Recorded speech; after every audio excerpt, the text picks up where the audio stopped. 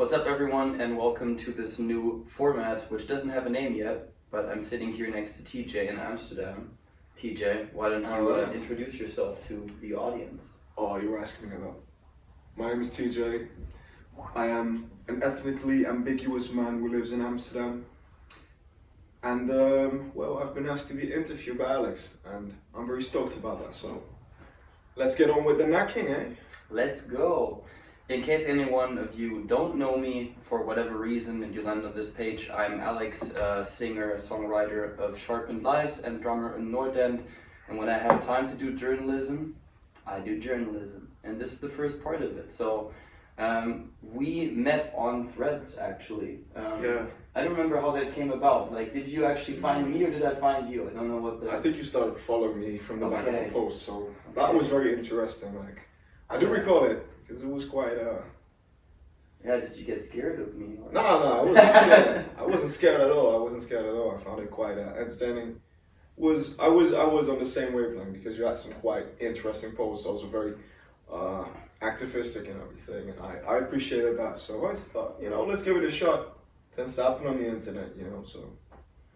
Yeah, I mean, you have a better recollection than me about of these events, so thank you for... Maybe I'm just better at storytelling in that sense. Maybe, I don't exactly it is... remember the details, what time of day it was, when it was exactly. Could have been 4 months ago, could have been half a year ago, or even longer. I don't know. He is really one of the best storytellers I've come across in my life, so valid point. I'll take the compliment. Thank you. Let's dig into I wouldn't say your persona, but just like your past in terms of what you've done in music, how different experiences in life have shaped your worldview. So maybe let's just get into that. Yeah. There's a lot of hardcore punk and alternative posters on the wall here. You've been active for a long time as a booker in this area, if I'm not mistaken. Yeah, since I was like about 13.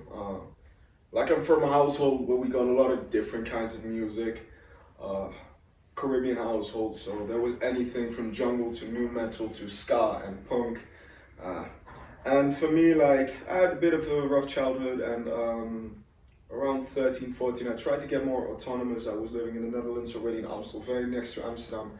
And there was a collective of kids who I was in school with, most of them a bit older, but we squatted this place, and it was a former, basically like a car wash. And we turned it into kind of a home, and I started booking there. I got into bands. I'd always been singing and stuff, but this was the first time I got into bands. And my first real band was the world's smallest violin.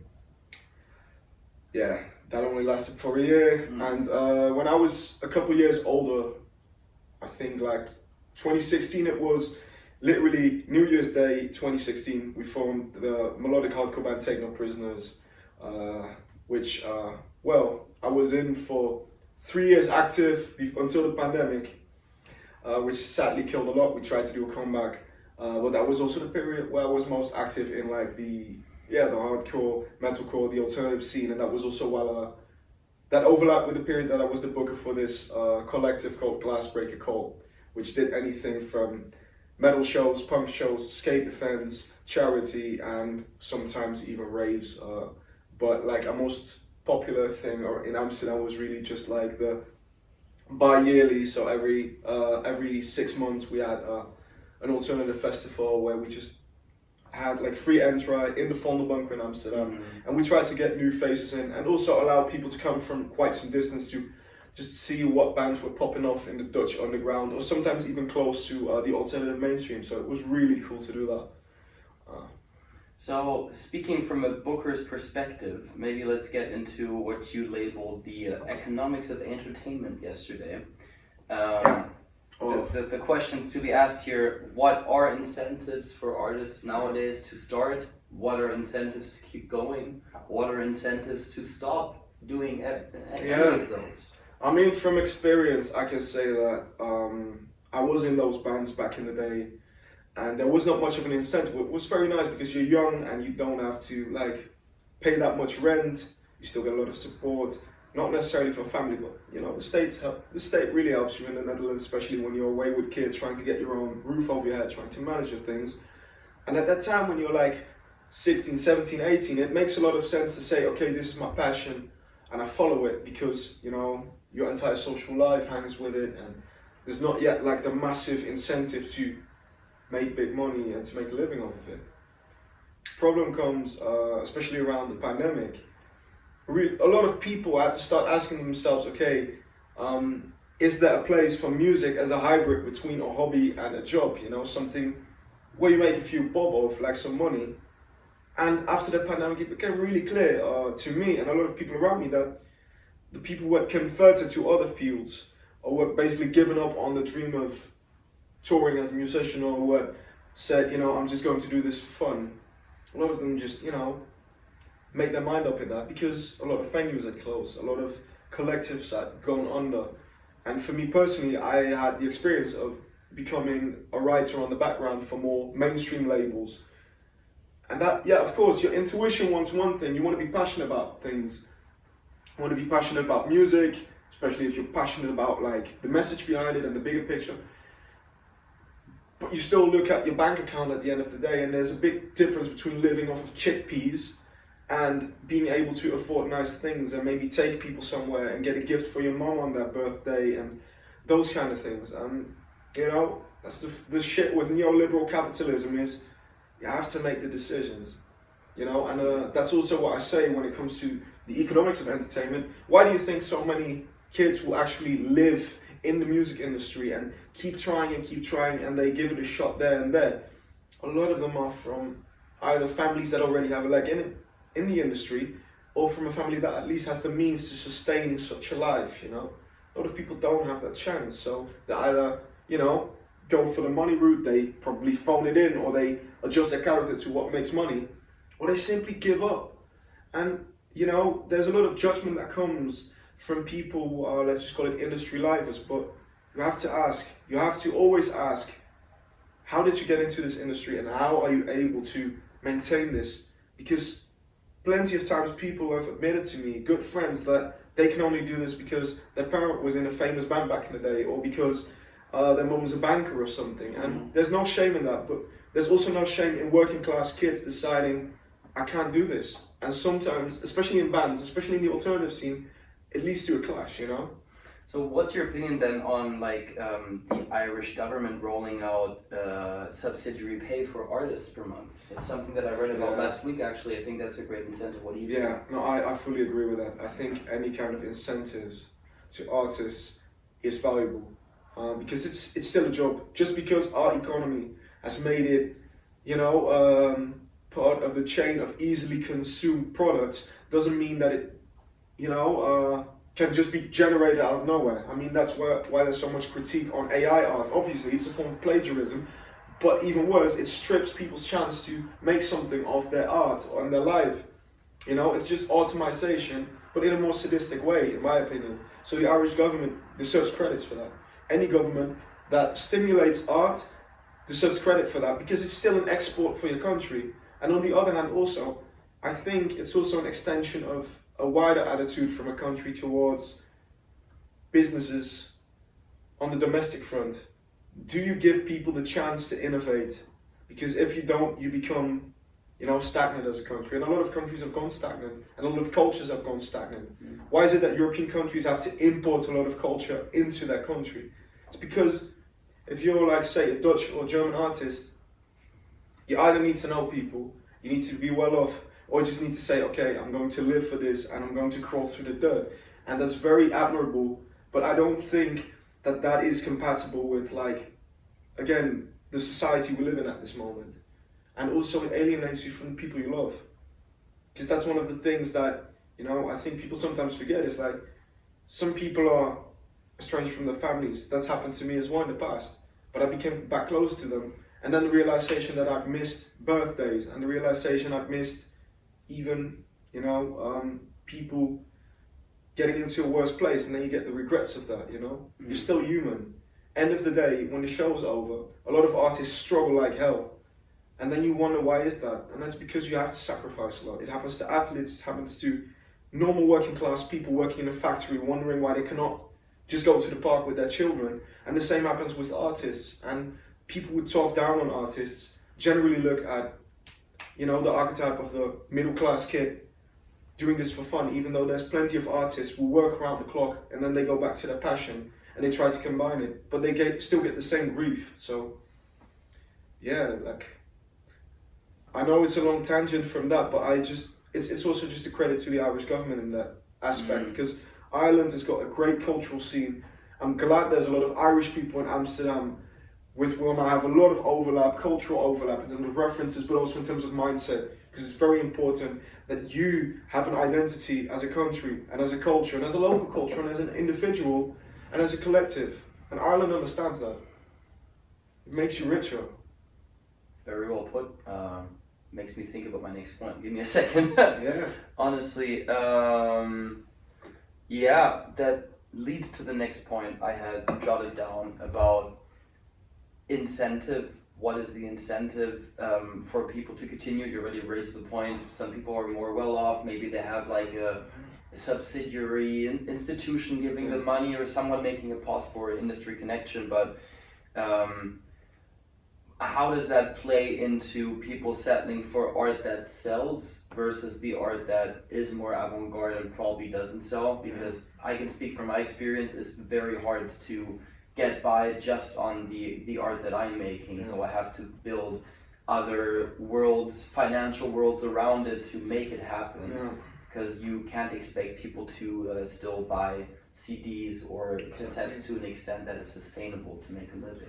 Yeah, I think the incentive is really about what is the reason that you started making it in the first place. Because there's plenty of people, I'll just call them the musical virtuosos, who will go from project to project until they maybe find a band that works, or maybe find a project that works, or they settle into an industry job.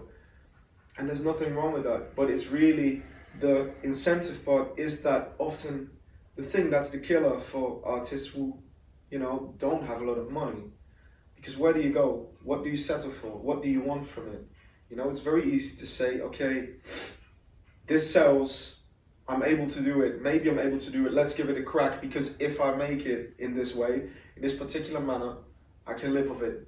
And if I put all that energy into something that's more, you know, let's just call it on the wilder side of me, or like on the more, as you deem, authentic side, like unfiltered, yeah, you basically accept the fact that you are autonomous in your creative process, but in your financial life you'll be trapped, you know? And that's really the thing where incentive does have a lot to do with our wider economy, you know? Because not everyone can start a startup. And, you know, it's going to sound very Thatcherite of me to say that, but being a musician is still kind of starting a startup, you know? You put money into it, you have to be wise about your approach. And if you know, assume that, especially bands, for example, it's happened a lot of times in my experience in the scene that I was in, but even for me personally, when a band goes into the project with the idea that everyone should deposit €2,000. If you've got a well-paying job in IT, or if you're from a well-off family, that's very easy to do. If you're someone who works around the clock as a cook, or as a cleaner, or as a teacher, you cannot do that. And people sometimes seem to forget that. Yeah. They really do, and that creates, even between artists, a distance about how you approach your field, you know? And that's really, really, really intense, because it gets to the nature of how do you go about it.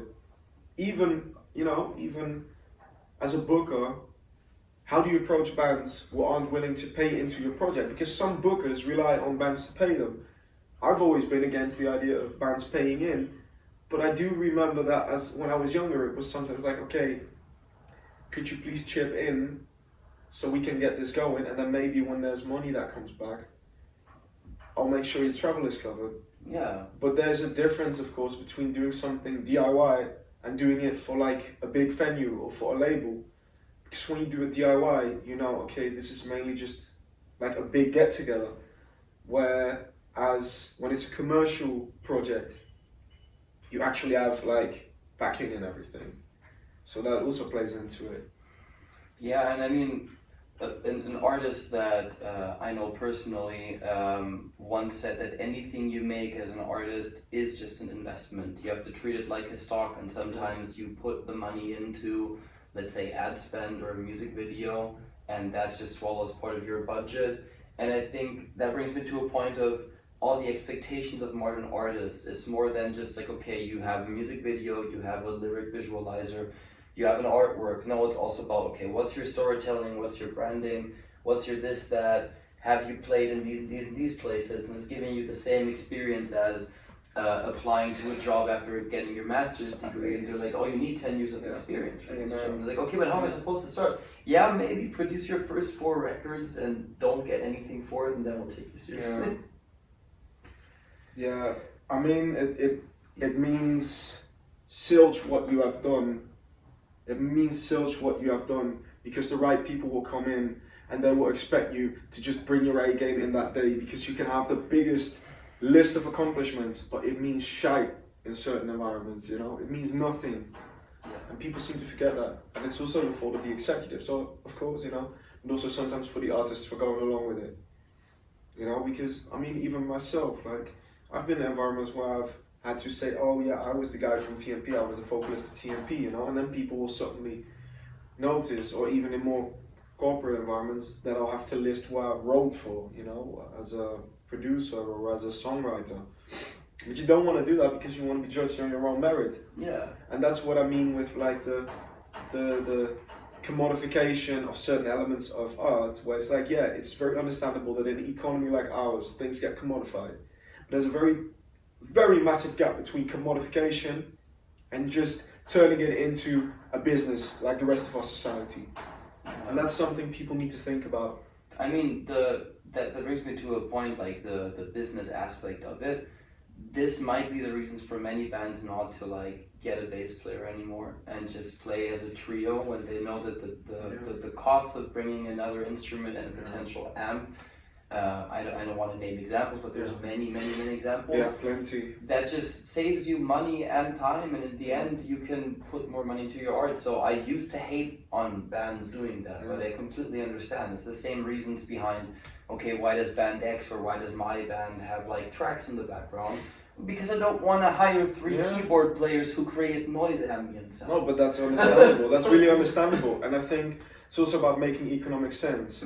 Because the more people you have in a project, the more you have to split it. And I mean, it explains certain musical currents as well. Like, I had it a couple of years back with like the whole trap metal wave. Like, I was involved with some of that. I was involved with something in the background. And it's very understandable that you have people who say, hey, I want to front a band. And they're like, yeah, but, you know, honestly, I might as well just get a producer to play some riffs over a beat and go from there, because you'll get the same life experience. Of course, it's not the same, but it still has to make sense, you know, like, that's the thing, like, you cannot blame people who want to have a comfortable life or still want to be able to do something without basically giving away, like, a quarter of their income, which is already very tight, to a band where you don't even know how long it's going to last, what dynamics will play in. Yeah, it's about control and it's about making sense. Yeah, agreed. So let's get back to, I know these are a lot of topics to bridge, but we have some stuff I want to cram in here. I wanted to talk about you and your view on, let's say, the arts, culture, and then Dutch politics specifically, because you have elections coming up next week. We already had a chat about that. I'm also familiar with it from my time of living and growing in Amsterdam. The myriad of parties that you have, I think it's more than 20 at least. I think, let's just put it like this, there's about 20 that are in contention to get a seat in parliament, and usually I haven't checked the list yet. I'm supposed to open my mail for the election, you know, the form with all the parties on it. But yeah, usually there's around 40 to 50 parties standing in election, and that usually ends up with like around 15 to 10 making it into parliament. So that's bonkers. There's splinters. It splinters. It really splinters, like. And then what is your take referring to that point then? When you think about DIY spaces or like alternative music and culture in the Netherlands as a whole, is there a significant movement coming up that's going against the Geert Wilders government, or people have been making more noise in recent years? How is the general, let's say, age group between 20 to 35 maybe thinking about this whole situation? I think from your intel. I think for me it's hard to say because my distance with the DIY scene has grown a lot in recent years. I still have a like massive heart for like the underground scene here. You know, I still care about them, and I still care about a lot of the anarchist and leftist spaces that exist that do uphold those values. The only thing I can personally say is, you know, there's always been a massive opposition to people like Wilders, Rutte, you know, and the thing is really, how do you say it? It's a countercultural stronghold, and that's valuable. People who stand on their values. The only thing that has to be said, I think, is that with the introduction of TikTok, certain genres, certain spaces have lost, you know, their pressure valve.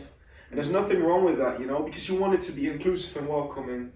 But what I've seen a couple times is the fact that, you know, certain spaces haven't as much become more inclusive in terms of society-wide, in terms of demographics.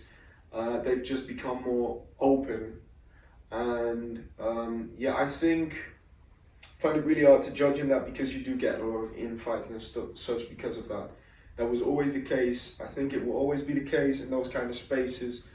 But yeah, as a bulwark against the hard right and the neoliberal project, I think it still maintains the same position as I think many on the alternative scene have always had, where it's like a strong voice against it, individual bands and individual people and collectives taking a solid stance. The question is just how effective is the approach, and how does it relate to each other in terms of the infights and the little squabbles, you know, because that often becomes a factor, you know. But in a city like Amsterdam, where tourism is still such a big thing, and the country generates a lot of money from it, how do you think is the split between, let's say, what venues receive and how venues are upheld in Amsterdam versus what the city is just cashing in based on tourism? Like, is there enough support for DIY and underground venues to any extent? Because in Germany it's quite terrible. Yeah, no, the same is true here. And for me personally, it's really a case of looking at, you know, it's often the people chipping in. It's often the people chipping in themselves, and that's, you know, very valuable. I think that's what matters. But if it was up to the city council, all of it would be gone. All of it would be gone. You just know that, because they want to see profit, even though, you know, character also matters. Character really matters, and it's just grim to see that, you know, they'll chip in. They say they'll support like cultural, you know, ventures and stuff. But end of the day, they all just rely on people chipping in and buying things, obviously. But, you know, the government would do well to support culture, but it's become very clear, especially with the last government. I think it's Schoof 1, with Dick Schoof, who was a former intelligence guy, by the way. Just to be clear, he wasn't a nice guy, he wasn't a moderate, he's just a former guy who used to brand every one of them now a terrorist. But under that government, we've just seen the Turkification of Dutch culture. Like, it's just become very trashy. You have like BBB, the VVD, the PVV, and NSA, who apparently still exist. They have been on a fucking venture to, besides stripping down the social safety nets in the country, they also constantly go on the attack against culture. And let's be real, that's probably because none of them enjoy any culture. They like, you know, they're like the peak of culture to those politicians, not their voters necessarily, but to those politicians in general, is grab some fucking bitterballen and sing Sweet Caroline until the cows come home. It's not very original, you know, it's not very original. Happens every week in every pub in England, that happens, and the Dutch think, oh, look at me, this is my gimmick. You know? It's become a political gimmick, so I don't know. I think Dutch politics do not really care about, it doesn't care about culture that much. Okay, I do have to ask then, does Stampot belong to such a stereotype, or is that a good thing? What's your take on Stampot? No, I'm not touching this with a fucking 10-foot. I'm not touching this. Like, my Dutch kitchen, my Dutch cuisine is from the people who have made this country more colourful. It's the Surinamese food, it's the Antillean food, it's the Indonesian, the Moroccan. that food, the Ghanaian food. But stampot, you know, got nothing to say. Like surko is good. All right, next question. Next question, yeah. Yeah, just to like finish this up and tie it together, I wanted to bring in the aspect of like we said about money versus artistic expression. And what I've also witnessed is that many bands, even big ones, are having problems selling their tickets because of different reasons. There's reasons like import taxes for even shipping or transportation. One good example is like Parkway Drive. We're playing here at Ziggo Dome a couple days ago, and I heard that I think they had maybe 4,000 to 7,000 tickets sold for Ziggo Dome, which is a massive venue, as you know. And that shocked me, honestly, because you would expect them to be able to sustain themselves in terms of popularity, and still they play on the weekend or something, and they don't manage to sell the tickets like they used to, and they bring the biggest stage productions out. So all in all, that means it's a big misinvestment in terms of some tour dates that you've been doing that don't sell well. Do you think that can lead artists as big as Parkway Drive to reconsider how often they tour somewhere? Yeah, I think so, definitely. Like, I know there's been multiple bands who I've had personal contact with in the past, especially from the hardcore and the metalcore scene, who've made it pretty clear that like going to certain countries is just an absolute headache. Understandable. And I think in the case of Parkway Drive, I would also have to take it up for them in their defense, is that there's such a big gap in terms of like venue size. There's a lot of jump ups in terms of capacity, and I think Parkway Drive fell victim to that, and the Dutch media also really haven't helped in terms of how they treated that, you know, the music reviewers and all that. You need to be realistic. A lot of people are priced out from tickets. I used to be a massive Parkway Drive fan when I was young. I still love their music, but I would not go to a Parkway Drive gig because it's bloody expensive. And pricing people out is a broader issue that I, especially as someone who loves football and loves sports, the working class gets priced out, even the middle class gets priced out. Unless it's your peak priority to go somewhere, you're not going to go there because it's too expensive. You have to take the train there, or you need to go by car, you need to pay for the petrol, you need to get parking tickets. And especially with like, of course, people getting older and older, like the generation that grew up on Parkway Drive. Sure, there will be people who have discovered it, but I think a lot of bands, their audience, especially in metal music, the audience grows with them. I mean, I know people who were like in their late 20s when I met them first at a Parkway Drive gig in Holland. These are people who are now touching like 40, like they have families. Are you surprised that they aren't going to splash the money that they may need for like the heating bill on a ticket to Parkway Drive, who they've already seen a dozen times, and they are probably not even that interested in their current show, you know?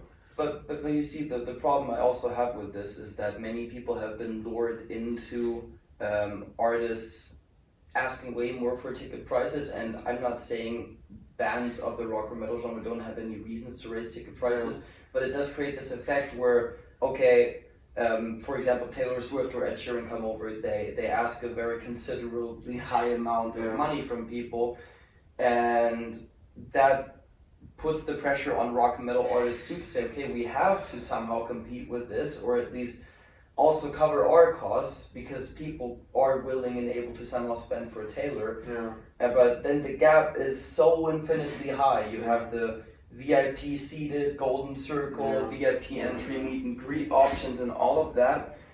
And I think you have to ask yourself, as in with anything that is like technological or economical progress, where is the limit? How far do we get until everything crashes? And we have to reconsider how the arts and the creative industry works, and is there for people like you and me who don't have 10k lying around to just buy an inner circle Metallica seat beneath the speaker?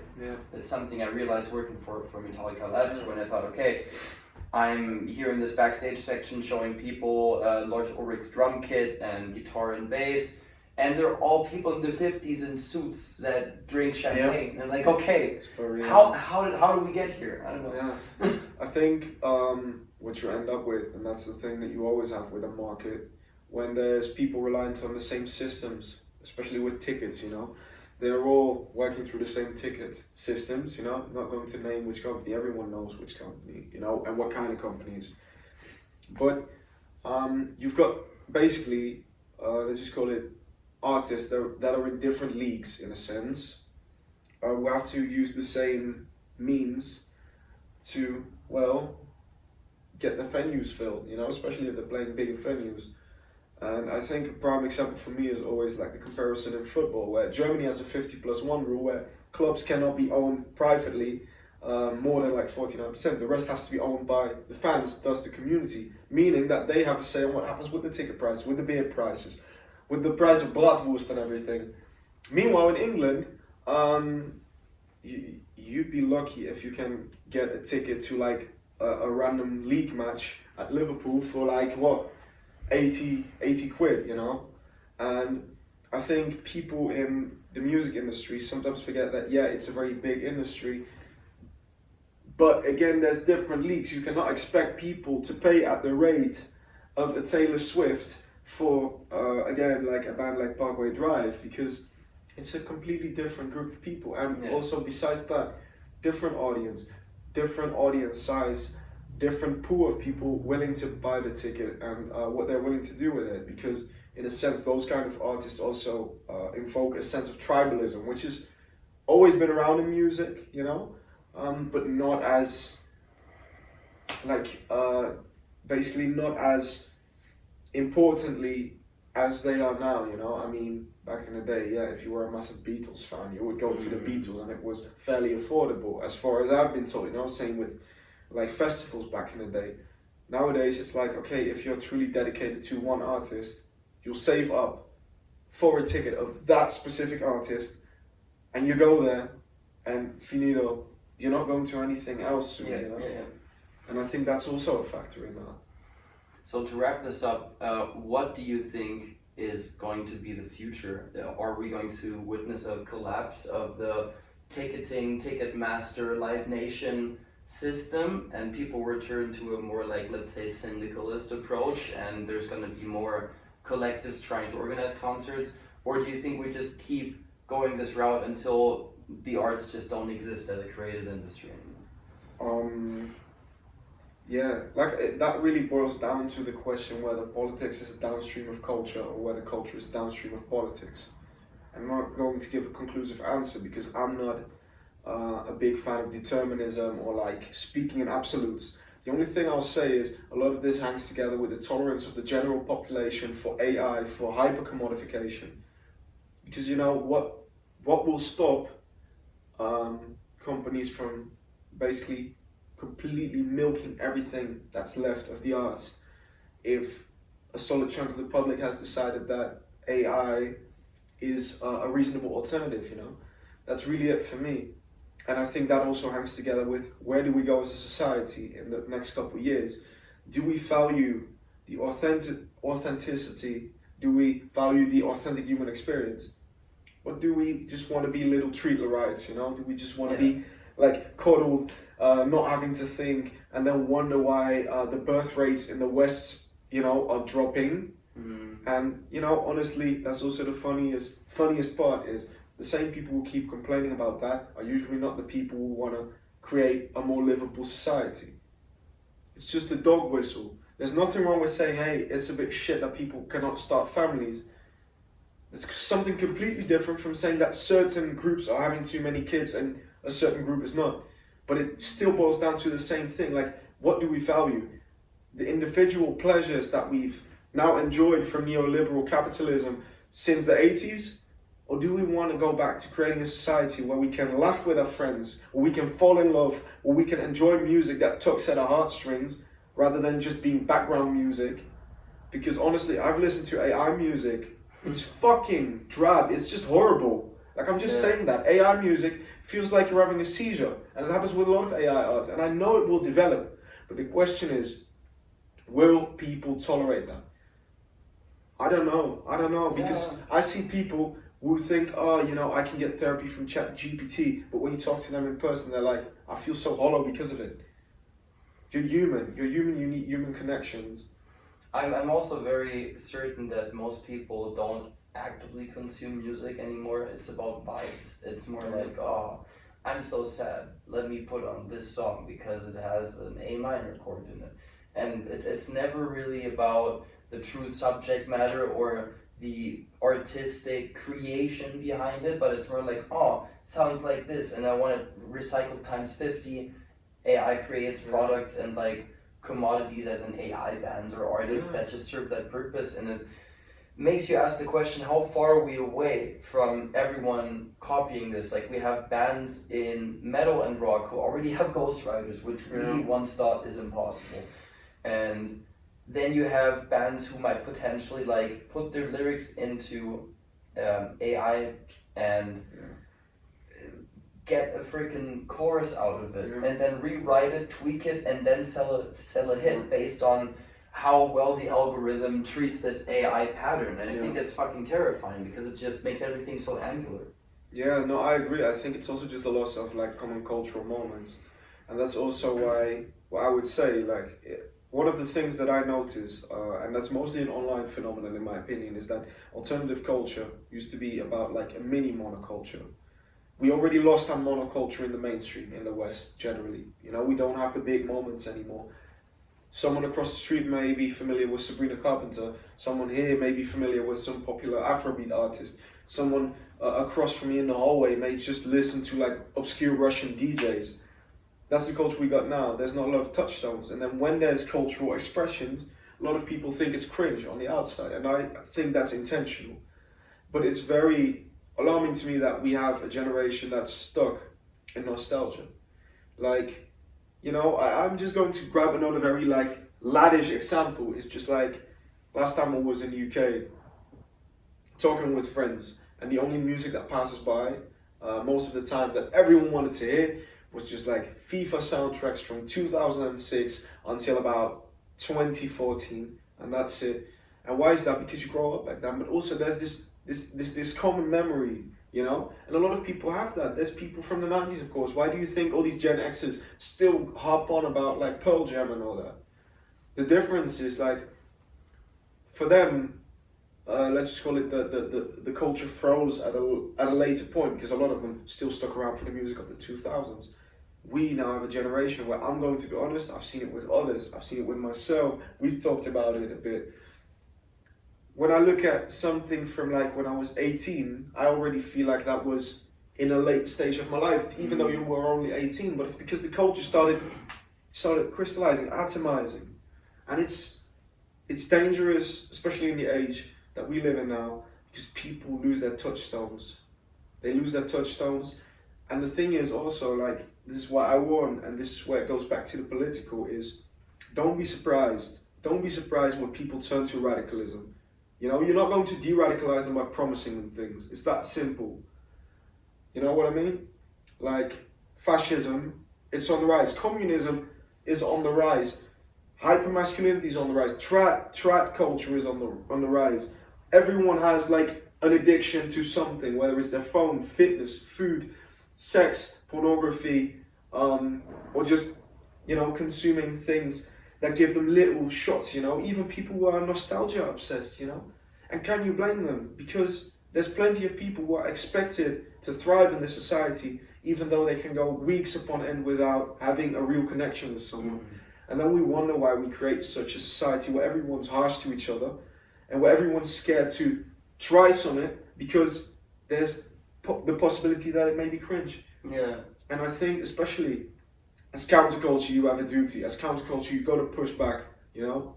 That's how I see it. As a counterculture, you have to push back. Otherwise, you're no good. And that's really how I feel, to be honest. You know? That's really how I feel. You know, I'm speaking to the camera on this, but I think the viewer has to remember that, you know? Because all of this is nothing without community. You know, some scenes can live without it, some cultures can live without it. But us as human beings, no. Like, I don't enjoy Not Loose when I'm alone, but I love it when I've got friends who are listening to it. You know, if I'm alone, I'll just put on some 90s dance music. And that was from before my birth, you know? Or I put on some reggae. But, you know, we lose a lot of things if we don't get to enjoy them together, you know? And that's why people turn to hooliganism. That's why people turn to political radicalism. And can you fucking blame them?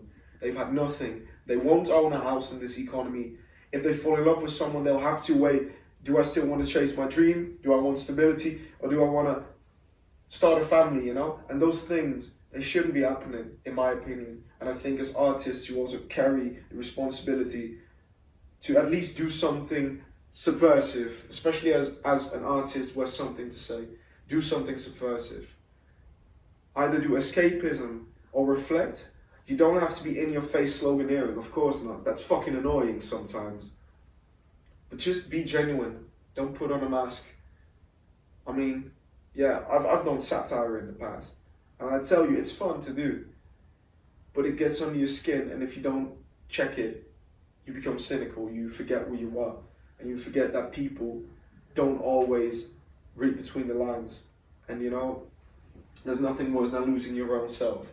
I think that's a perfect way to wrap this up. So you listen to what TJ said, support your underground spaces, support your local bands, support the artists that maybe cost €5 to go to a concert. I promise you, if 5 or even 1 of you arrives there, they're going to be the happiest ever and maybe be able to buy some new gear or a Find sandwich. community in any way possible, whether it's through music or whether it's beyond that. There's plenty of people who have taken the community that they build in music and brought it to something more beautiful.